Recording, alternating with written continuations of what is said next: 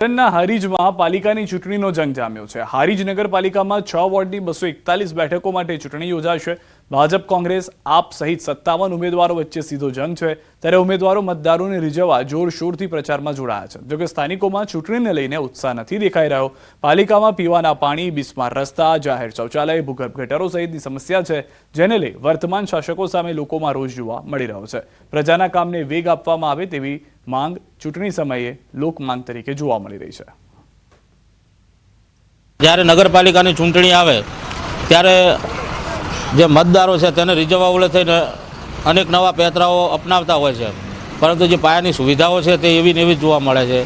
અનેકવાર રોડ, રસ્તા, ગટરો ઉભરાવી, જાહેર માર્ગ ઉપર કચરા, આવા ઘણા પ્રકારની સમસ્યાઓ છે જે લોકો હારીજના નગરજનો ભોગવી જ રહ્યા છે। વિકાસ એટલે ઘર બહાર બધાને બની આલ્યા, ગરીબો લોકો અમને ઘણાય બની આલ્યા। હવે હમણાં બધી ગટરની લાઈન કરી આલી, પાણી બી સારું આવે। હારીજની બજારમાં કોઈ સારી શૌચાલય કે નથી, લેડીઝ કે જેન્ટ્સને જવા માટે।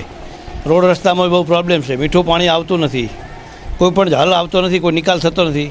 કે છે કરશું પછી ચૂંટણી જીત્યા પછી કોઈ સાંભળે નહીં। કને કહેવાનું વિકાસ કરવાનું? અધિકારીએ કોઈ નથી સાંભળતું ના, ચીફ ઓફિસરો ગમે કોઈ અધિકારીઓ એ સાંભળતા નથી કોઈ।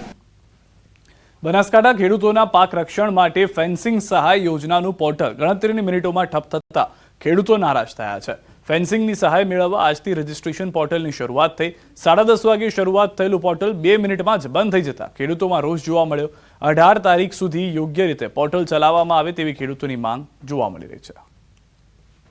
12 તારીખથી 18 તારીખ સુધી આ સ્કીમ ચાલુ રહેવાની હતી અને 2 મિનિટની અંદર બંધ થઈ ગયેલી છે। એટલે આજના બેઠેલા ભૂપેન્દ્ર પટેલ સાહેબને પણ કહેવા માંગીએ છીએ કે તાત્કાલિક જે તમે જાહેરાત કરેલી છે 2 હેક્ટર માટે ફેન્સી વાડ માટેની, એ તાત્કાલિક આ સ્કીમ ચાલુ કરે।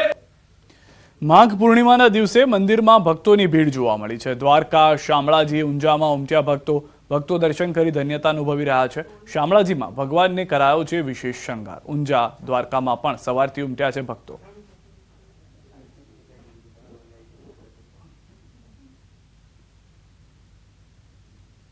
તો મહાસુદ પૂર્ણિમાને લઈ શક્તિપીઠ અંબાજીમાં ભક્તોની ભારે ભીડ જોવા મળી। ભક્તો 52 ગજની ધજાઓ લઈને અંબાજી મંદિરે પહોંચ્યા।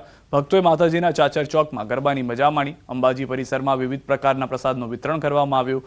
માના ચાચર ચોકમાં જય અંબે ગ્રુપ ઊંઝાના માઈ ભક્તો દ્વારા ગરમ ગરમ મસાલેદાર ચાના પ્રસાદનું વિતરણ કરવામાં આવ્યું।